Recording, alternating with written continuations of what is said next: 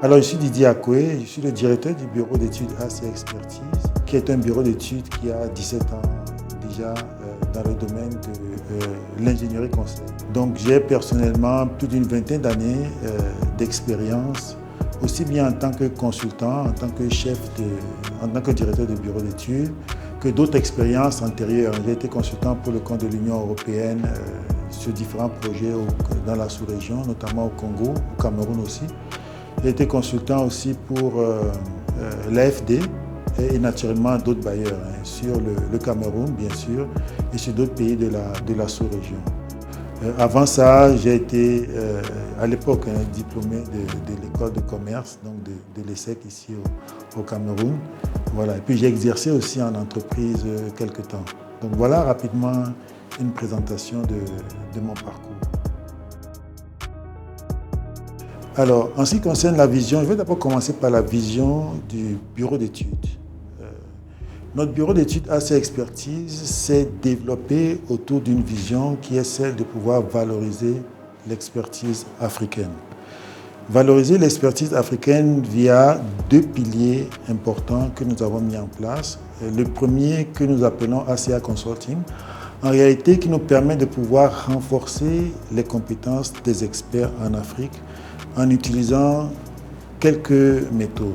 La première, c'est que nous partageons de manière quotidienne les opportunités de mission aux consultants qui sont abonnés sur notre plateforme.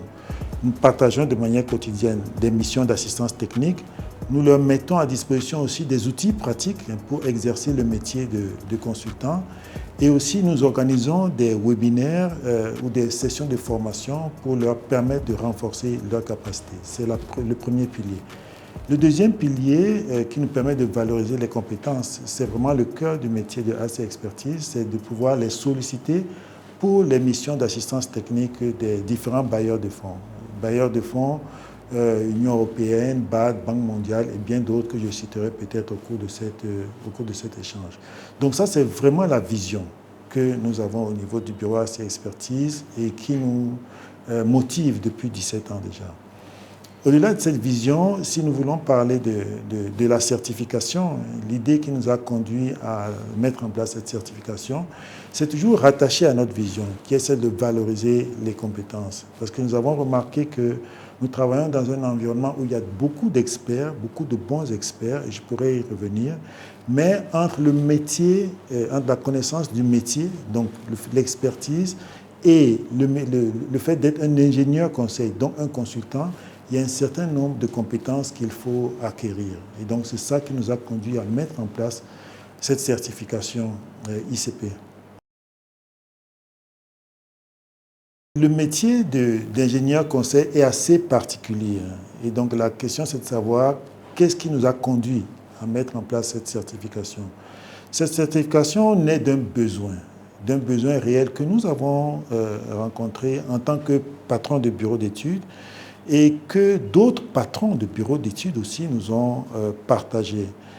Ça naît du besoin du fait que lorsque nous travaillons avec les experts, qui sont des experts métiers, on a remarqué qu'ils ont besoin d'outils complémentaires pour pouvoir délivrer correctement des missions. Au niveau du bureau AC Expertise, nous avons commencé par faire des formations sur le métier d'ingénieur conseil, uniquement des formations d'une semaine. Et après, nous avons eu le besoin qui s'est déplacé et est allé sur des besoins de les appuyer sur l'organisation des formations, sur le montage des offres techniques et financières. Après cela, on s'est rendu compte que le besoin est encore plus profond et donc cela nous a conduit à construire ce parcours pour avoir une certification en bonne et due forme.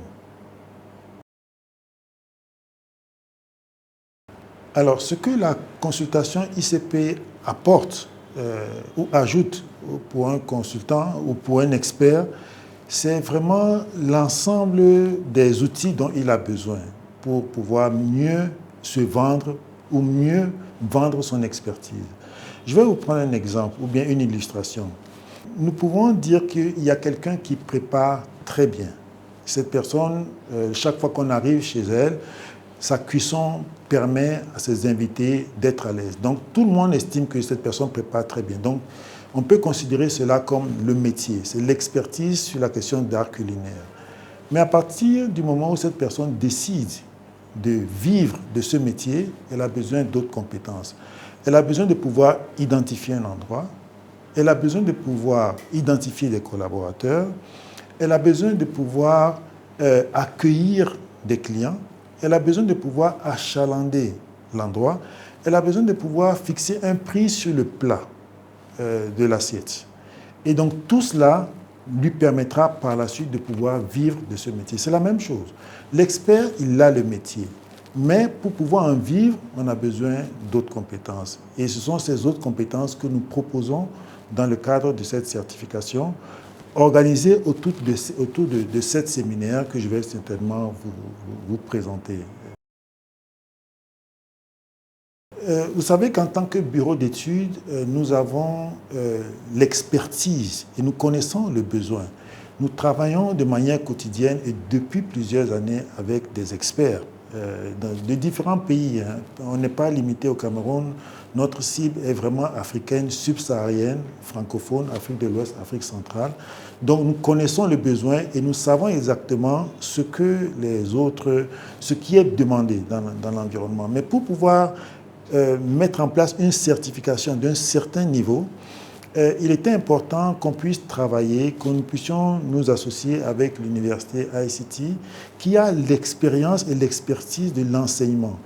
Et donc, du coup, ce volet pédagogique, ce volet curriculaire était très important pour nous, de telle manière à pouvoir bien structurer les formations qui sont prévues dans le cadre de cette certification. Ça, c'est d'une part. D'autre part, au-delà de cette démarche pédagogique pour laquelle nous avons eu l'appui de l'université ICT, c'est une université particulière qui a l'habitude de faire des cours en ligne. Et comme je le disais, la cible que nous visons dans le cadre de cette certification n'est pas uniquement, mais beaucoup plus Afrique de l'Ouest, Afrique centrale. Donc nous avions besoin d'un partenaire qui a l'habitude de faire des formations en ligne et c'est de cette manière que nous avons structuré notre formation pour pouvoir contacter, pour pouvoir joindre ce public, pas au Cameroun, en Afrique de l'Ouest, en Afrique centrale et bien au-delà, qui peuvent être intéressés par le métier de l'ingénieur conseil sur l'Afrique. Francophone dans un premier temps, mais anglophone, nous le souhaitons très bientôt. Alors, notre cible est organisée autour de deux principales. Nous avons deux principales cibles dans le secteur public et dans le secteur privé. Dans le secteur public, nous sommes intéressés par tous ceux qui sont en situation de pré-retraite principalement. Pré-retraite, pourquoi? Parce qu'après avoir acquis beaucoup d'expérience dans l'administration, lorsqu'on est à 1 année, 2 années, à 3 années de la retraite, l'idée de plusieurs, c'est vraiment de pouvoir partager leur expérience. Mais partager leur expérience, ça doit se faire dans un canal, via une méthode. Et cette méthode, c'est celle de l'expertise et de l'ingénierie conseil. Donc, sur l'Afrique francophone, dépendamment des pays, les fonctionnaires dans les administrations constituent pour nous une cible importante, une cible prioritaire. Ça, c'est le premier volet. Cela est aussi un besoin qu'on remarque dans le secteur privé.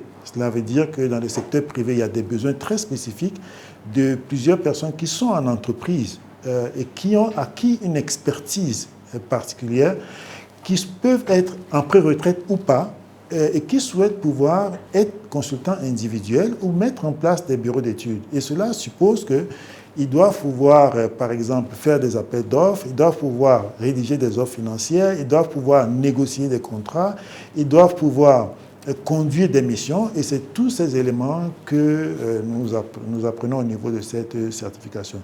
Naturellement, pour les jeunes primo-débutants qui souhaitent se mettre aussi ou faire du métier de la consultation à partir du début, cela nous intéresse aussi de pouvoir les accompagner parce qu'au-delà juste de leur mettre à disposition des outils dans le cadre de cette certification, nous avons l'écosystème dont j'ai parlé et dans lequel ils peuvent pouvoir recevoir différentes opportunités et peuvent s'exercer et travailler avec des mentors dans le cadre de cette certification. OK. Investir sur la terre, c'est quelque chose de bien. Investir sur l'immobilier aussi, c'est quelque chose de bien.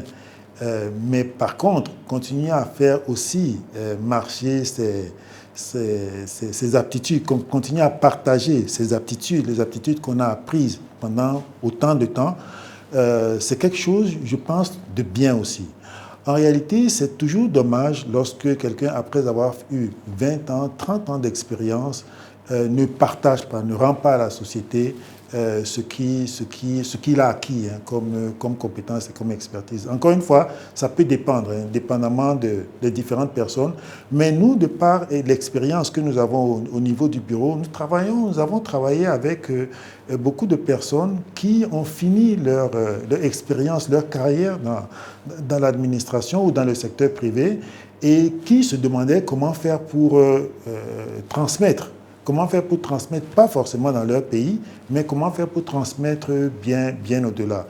Cela est valable aussi bien pour les experts qui sont au Cameroun qu'aussi pour les experts qui sont en extérieur, qui peuvent être en Europe, qui peuvent être aux États-Unis et qui, après leur expérience, souhaitent pouvoir transmettre ou enseigner, renforcer les compétences de structure en Afrique. Donc voilà.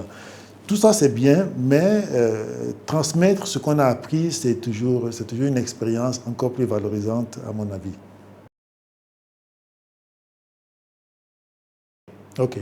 Alors là, vous me donnez l'occasion de pouvoir développer un peu le parcours que nous avons prévu. Nous l'avons articulé autour de 7 séminaires. Et ces 7 séminaires proviennent de notre expérience en tant que bureau d'études depuis un certain nombre d'années déjà, mais aussi l'expérience d'autres bureaux d'études et d'autres consultants avec lesquels nous avons eu à avoir un benchmarking au début. Le premier séminaire est organisé autour de la structuration du profil et des compétences de l'expert. En réalité, plusieurs, et ça c'est vraiment encore d'expérience, hein. Nous avons déjà sollicité plusieurs experts qui ont chaque fois du mal à pouvoir bien structurer leur profil, à pouvoir savoir de par leur parcours quels sont les points, quelles sont les expériences spécifiques qu'ils peuvent proposer. Et ensuite, une fois que c'est fait, de quelle manière on propose cela, de quelle manière on structure dans le cadre d'une offre bien précise. Donc, le premier séminaire, c'est la structuration du profil. Le deuxième, c'est la connaissance de la réglementation des bailleurs internationale et nationale.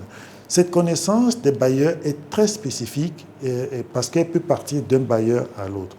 Nous avons organisé nos séminaires sachant que cette réglementation des bailleurs n'est pas figée, elle est dynamique.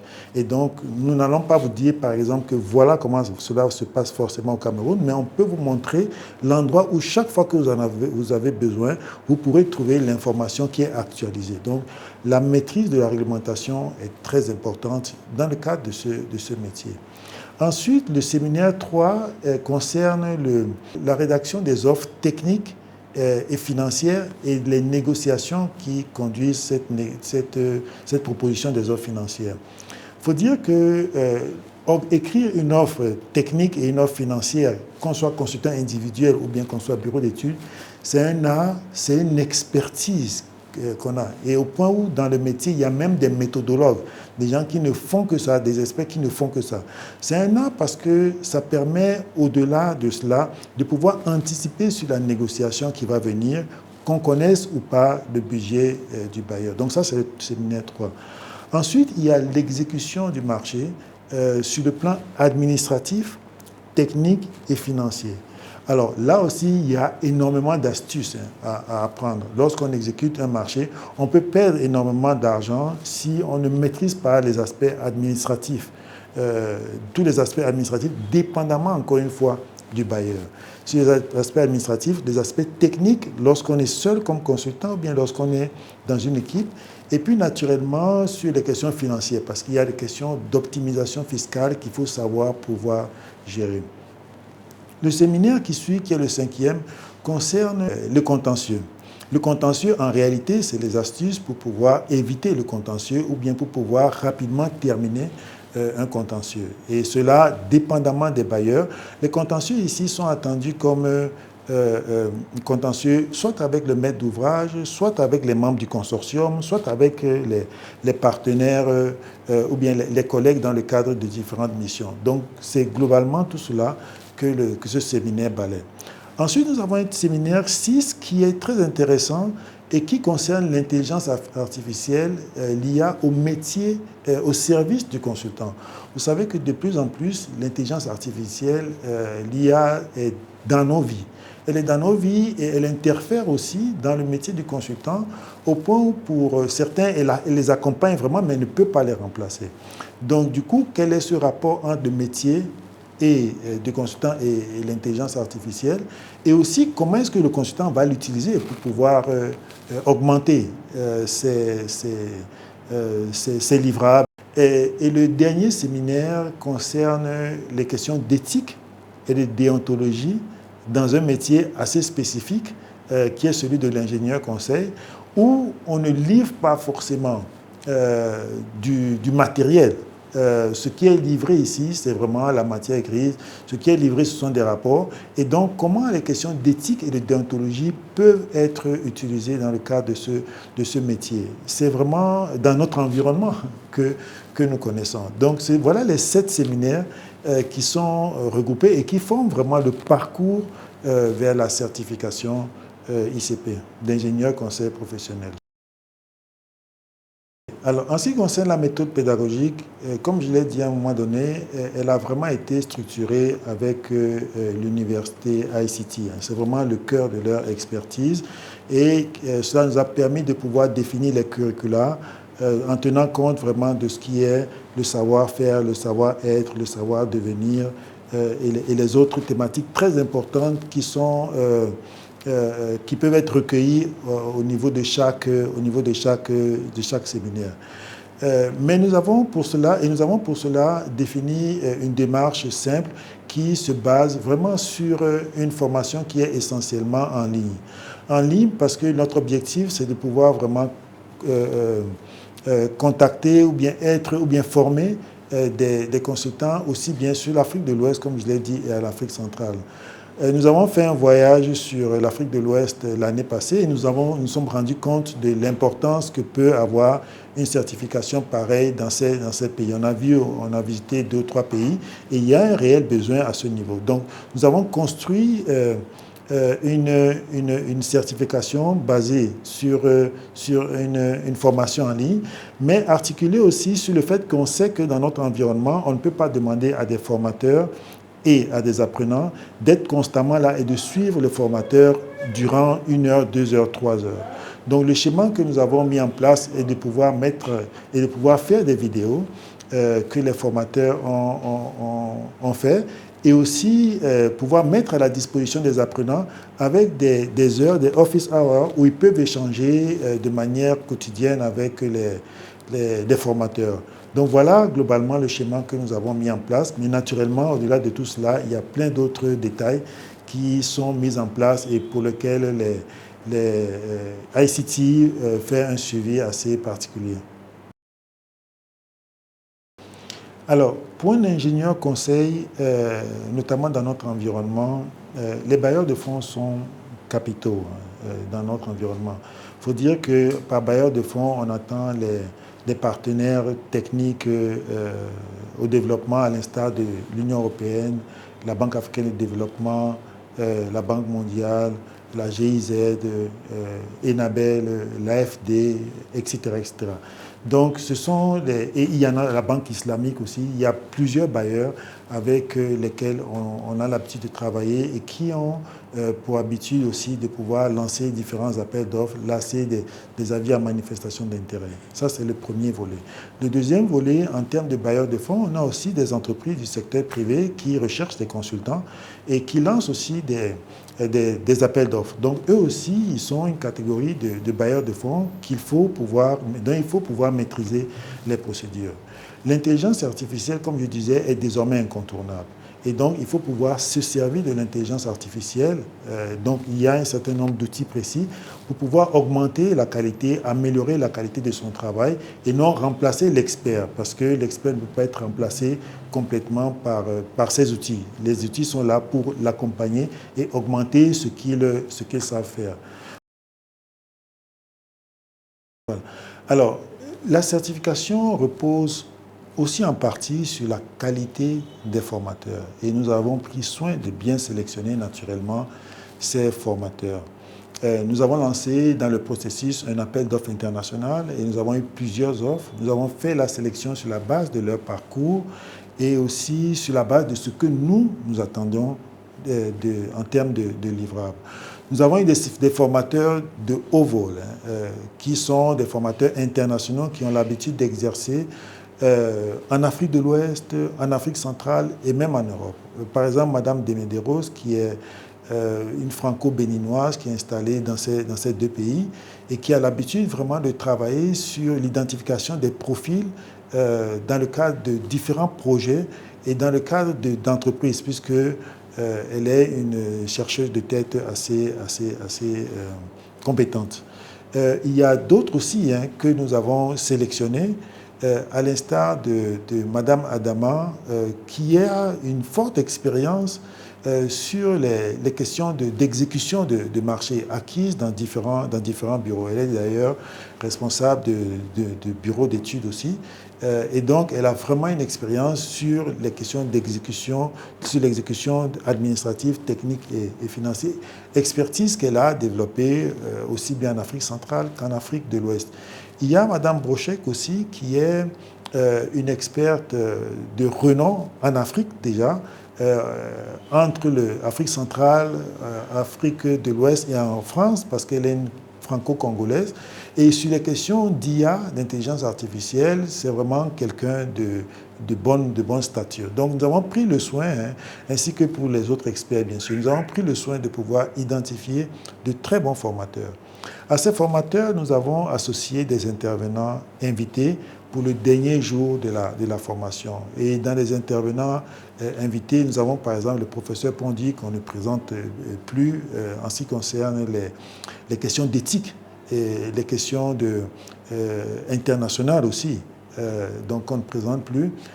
Il y a M. Honoré Mondomobé, Honoré Justin Mondomobé, qu'on ne présente plus aussi, qui est un expert de plus de 35 ans, qui a travaillé avec énormément de bailleurs sur plus d'une trentaine de pays et qui nous ont confirmé leur disponibilité pour pouvoir assurer le rôle d'intervenant invité. Parce que pour chaque formation, nous avons un formateur principal qui va accompagner les apprenants, mais au dernier jour de la formation, il y a cet intervenant invité dont l'objectif, c'est de partager son expérience sur les questions bien précises, son expérience, et il peut aussi naturellement être un mentor pour les apprenants dans le cadre de ces thématiques. Alors, la certification ICP est la première certification du genre en Afrique. Et nous avons protégé cette certification au niveau de l'Organisation de la propriété intellectuelle dans les 17 pays que couvre cette organisation. Donc c'est la première du genre, d'une part. Et d'autre part, nous avons l'ambition de pouvoir la développer vraiment sur tous les pays francophones subsahariens, dans un premier temps. Et après, sur les pays anglophones, nous avons pour ambition de commencer dès la fin de cette année, début de l'année prochaine, sur la version anglaise de cette certification. Donc nous nourrissons de fortes ambitions, nous nourrissons de fortes ambitions sur le développement de cette certification, parce que nous pensons que le métier de l'ingénieur conseil est à la base de tout. C'est à la base du développement des entreprises, c'est à la base des choix que doivent faire les institutions, donc les administrations. C'est vraiment à la base de tout. Donc nous espérons que la certification, l'idée est que la certification soit vraiment un outil qui permette aux experts d'être le plus près des besoins des donneurs d'ordre, aussi bien institutionnels que privés.